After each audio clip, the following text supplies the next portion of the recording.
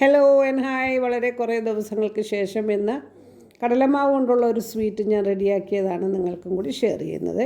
വളരെ എളുപ്പം തയ്യാറാക്കാൻ പറ്റുന്നതാണ്. ഇച്ചിരി ക്വാണ്ടിറ്റിയേ ഉള്ളൂ, അതുകൊണ്ട് തന്നെയാണ് നമുക്കിത് എളുപ്പത്തിൽ തയ്യാറാക്കാൻ പറ്റും. അപ്പോൾ 1 കപ്പ് കടലമാവാണ് ഞാൻ എടുത്തത്.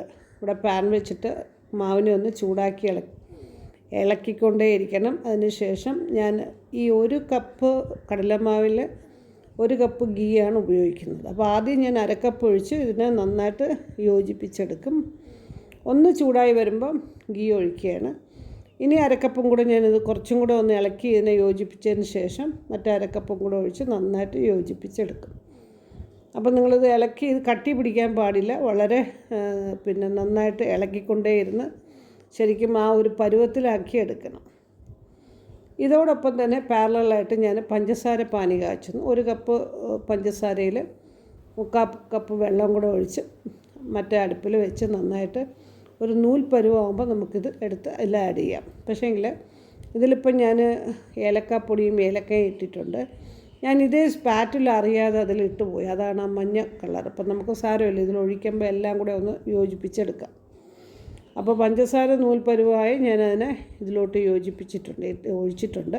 നമുക്കിനി നന്നായിട്ട് എല്ലാം കൂടെ ഒന്ന് ഇളക്കിക്കൊണ്ടേയിരിക്കണം, അല്ലെങ്കിൽ ഇത് കട്ടി പിടിച്ചു പോവും. ആ ഒരു ടെക്സ്ചർ നമുക്ക് കിട്ടത്തില്ല.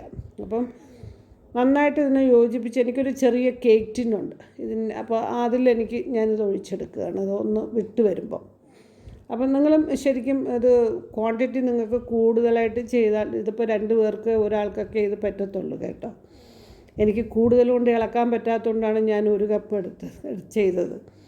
അപ്പം പിന്നെ അത് ശരിയായി വരത്തില്ല, ഒരുപാട് ക്വാണ്ടിറ്റി ആയാലും എന്നെക്കൊണ്ട് പറ്റത്തില്ല. അതുകൊണ്ടാണ് ഞാൻ 1 കപ്പാകുമ്പോൾ എന്നെക്കൊണ്ട് പറ്റും. നന്നായിട്ട് ഇളക്കി അതിനെ ഒന്ന് വിട്ട് വരുമ്പം ഞാനിതിലോട്ട് കേക്ക് ടിന്നിലോട്ട് ഒഴിച്ച് നട്ട്സും ഇട്ടിട്ടുണ്ട്. അപ്പോൾ നിങ്ങൾക്ക് ഇത് ഇഷ്ടപ്പെട്ടെന്ന് വിശ്വസിക്കുന്നു. മൈസൂർ പാക്കിൻ്റെ അതേ ടേസ്റ്റാണ്, ബർഫിയുടെ ടേസ്റ്റും. എളുപ്പത്തിൽ നമുക്ക് തയ്യാറാക്കാൻ പറ്റുന്നതാണ്. പിന്നെ ഇത് തണുത്തപ്പോൾ പ്ലേറ്റിലോട്ട് മാറ്റി പീസസ് ആക്കിയിട്ടുണ്ട്. അപ്പോൾ ഇഷ്ടപ്പെട്ടാൽ like and share and subscribe ചെയ്യാൻ മറക്കരുത്. താല്പര്യമുള്ളവർ ഇതുപോലെ ചെയ്ത് നോക്കണം. Thanks for watching. ബൈ.